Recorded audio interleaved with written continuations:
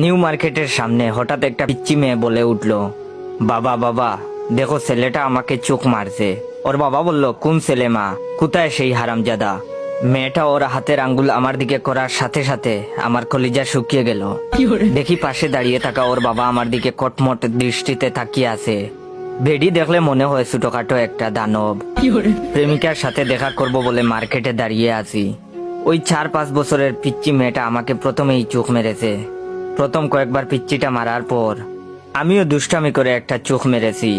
দেখে সাথে সাথে ওর আব্বুর কাছে বিচার দিয়েছে। মেয়েটার বাবাকে আমার দিকে এগিয়ে আসতে দেখে দিলাম একটা দৌড়। দেখি আমার পিছু পিছু মেয়েটার বাবাও ছুটে আসছে। এটা দেখার পর আরো জুড়ে দৌড় দিলাম, কিন্তু যতই দৌড়াতে যাই ততই প্যান্ট নিচের দিকে নেমে যায়। 2 হাত দিয়ে কোমরের 2 পাশের প্যান্ট ধরে আছি আর মার্কেটের মধ্য দিয়ে দৌড়াচ্ছি। মনে মনে নিজের বাপের উপর রেগে গেলাম। প্রত্যেকবার প্যান্ট কিনে দেওয়ার সময় এমন ঢিলে ডালা প্যান্ট কিনে দেয়, যার জন্য আমার এই দশা। এখন দৌড়াতে গিয়ে যদি প্যান্ট খুলে যায় তাহলে ইজ্জতের ফালুদা হয়ে যাবে। হঠাৎ বাসার লুঙ্গিটাকে খুব মিস করতে লাগলাম। লুঙ্গি পরে দৌড়ানোর মজাই আলাদা, বাতাসের প্রবাহ খুব কাজে দেয়। হঠাৎ সামনে প্রেমিকাকে দেখে কলিজা আরো শুকিয়ে গেল। আমাকে দৌড়াতে দেখে ও টাইটানিক সিনেমার মতো 2 হাত মেলে দাঁড়িয়ে রইল। আমার প্রেমিকা অভিনয় শিখবে বলে কয়েকদিন আগে একটা কোচিংয়ে ভর্তি হয়েছে।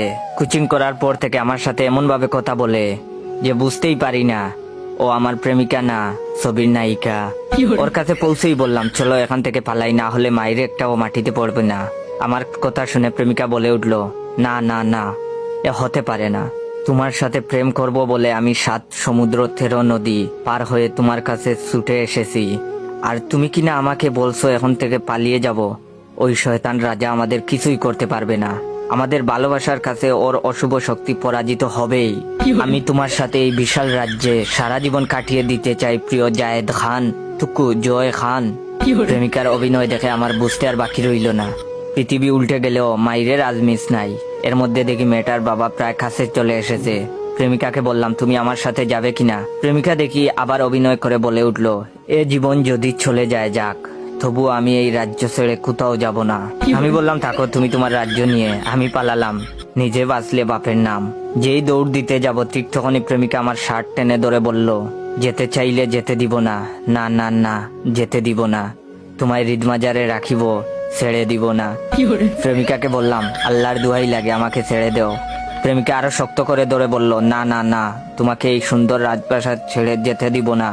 এর মধ্যে পিচ্চি মেয়েটার বাবা এসে আমাকে ধরে ফেললো। কোনো কথা না বলেই নাক বরাবর দিল এক ঘুষি। চোখের সামনে কয়েকটা জোনাকি পোকা দেখতে দেখতে ফ্লোরে পড়ে গেলাম। না, জ্ঞান হারাইনি তখনও, কিন্তু প্রেমিকা যখন লোকটাকে বলল, শয়তান ছেড়ে দে আমার জয়কে, তুই আমার দেহ পাবি কিন্তু মন পাবি না। বিশ্বাস করেন ভাই, এই কথা শোনার পর আমি জ্ঞান হারালাম।